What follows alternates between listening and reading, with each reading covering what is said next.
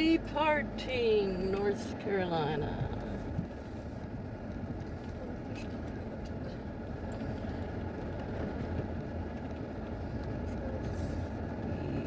Paige and I stayed last night with my sister. Went out and had a good seafood dinner yesterday evening with both my sisters and their daughters. The three sisters and the three daughters. Love that. I knew we were last night. That's what I call them. And Weenie. You can't forget Weenie. Went to the Washington Crab Shack in Washington, North Carolina.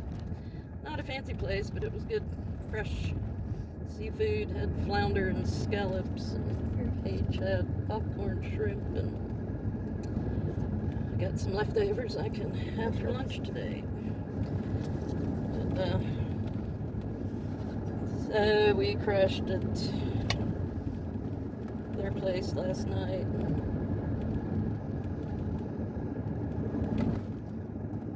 We were all wanting to drive down to the beach. Greenville is about 2 hours to the Atlantic Beach, Emerald Isle area. And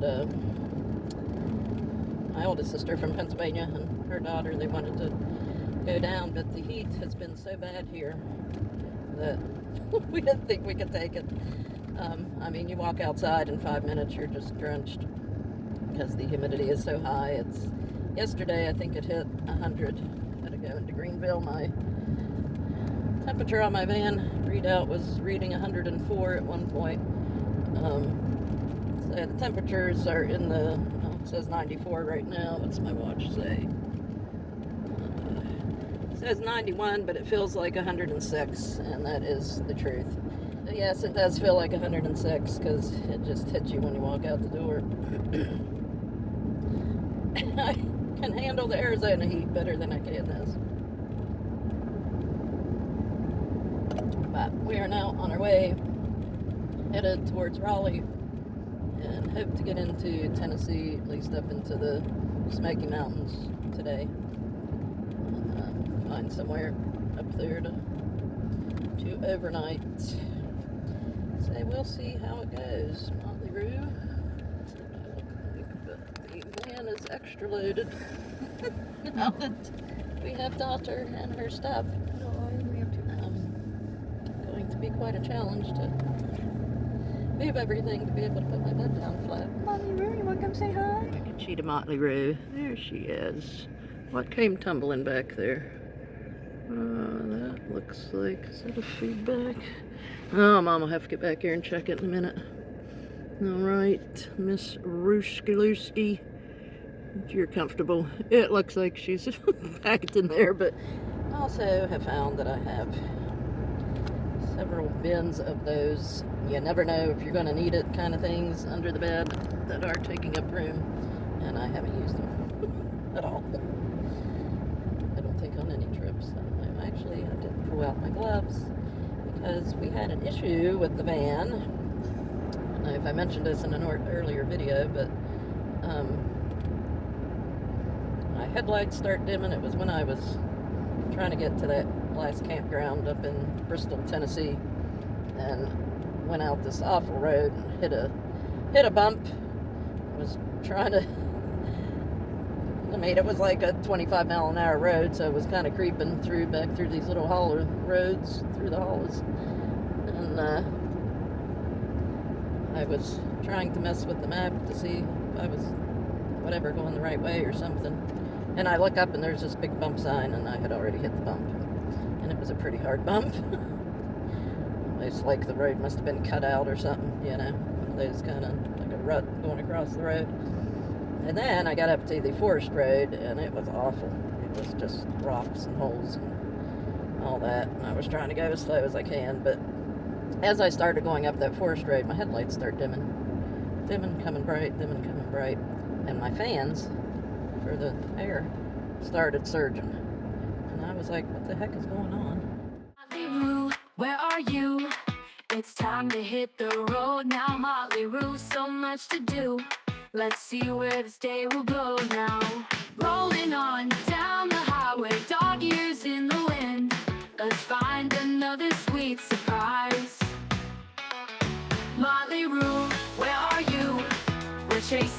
scenic view. Motley Rue, just me and you. Cruising in the van like we always do.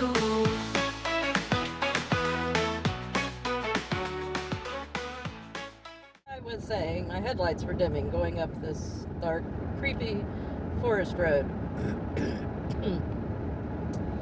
And then I checked my phone and I had no cell service and I turned around. I don't remember if I told this already in one of my other videos after going there, but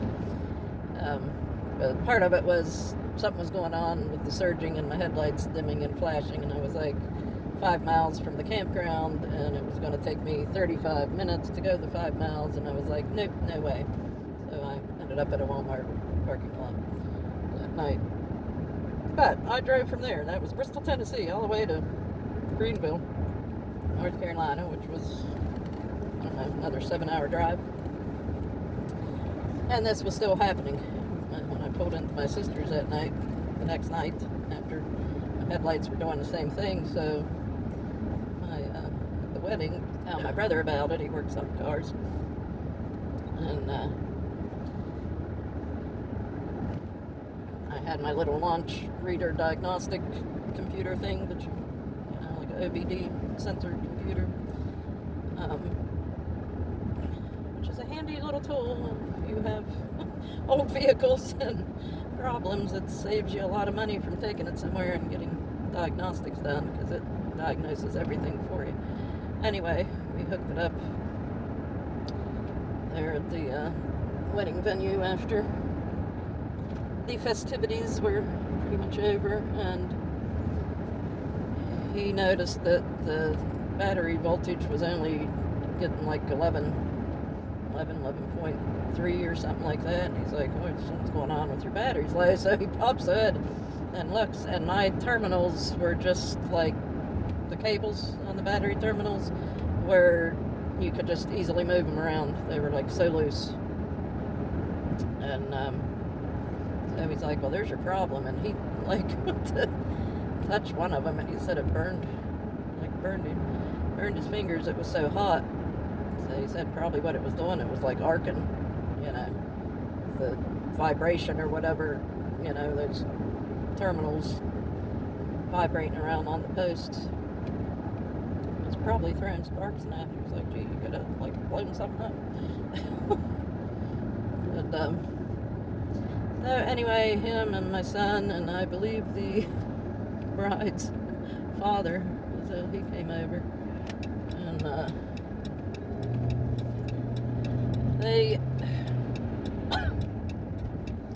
messed around with it. The thing was, is the terminals had been tightened down so far you couldn't tighten them anymore, but they were still really loose.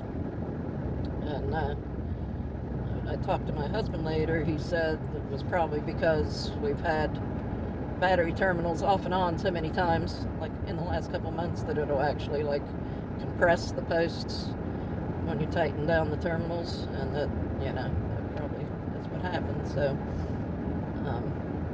they kind of rigged it up and stuck a screw hook. All I had in my toolbox were these little screw hooks that you know, screw in to hang something on the wall. And they put that screw hook down in between the post and the terminal so it would tighten up, you know, so they can get it tightened up enough, just because they needed something to make a spacer, and told me to go to AutoZone and get new terminals. I went over to AutoZone yesterday, and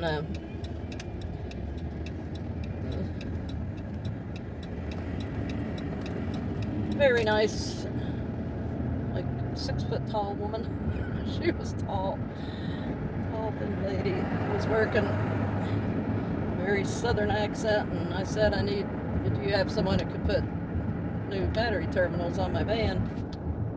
And she's like, well, let's take a look at it. So she goes out and looks, and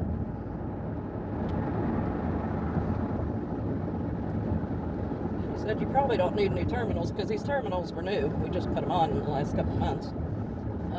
She said, but I have shims that we can put that go over the posts that will, you know,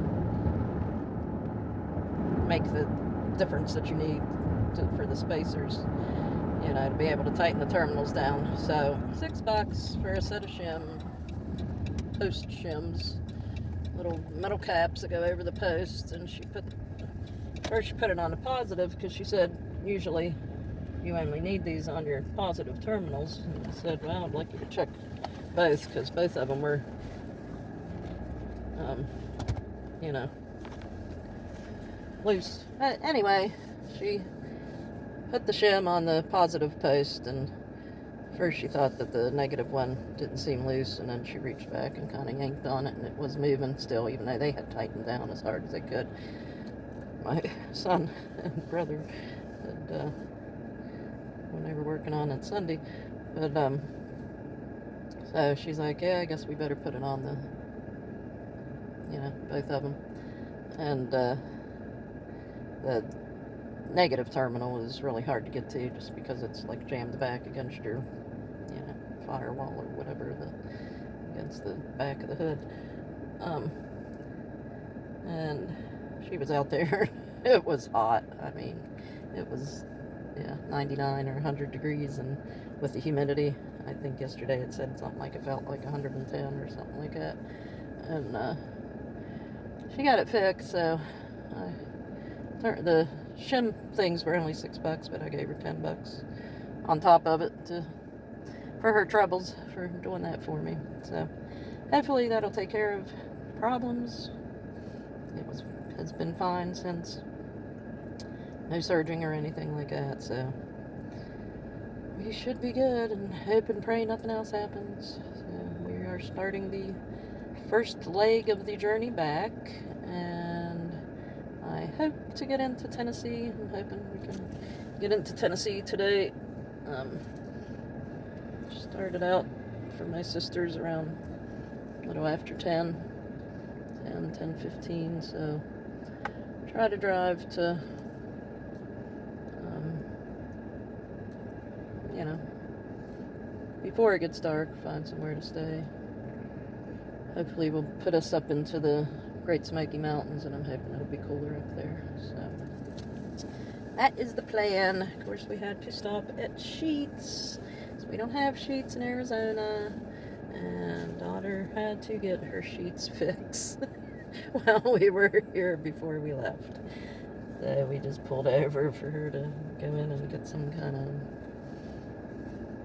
bacon bombs or something, tater tot things that she likes for breakfast, and then we will be on our way. I got gas yesterday while I was in town, so I'm good on gas. We'll wait till we get somewhere else.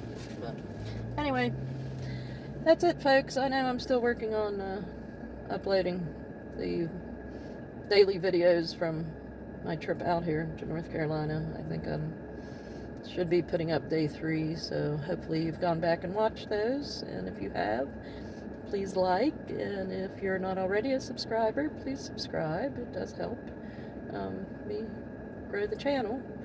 I'm still not trying to hit 500 subscribers. I got, I think, like 75 or so to go.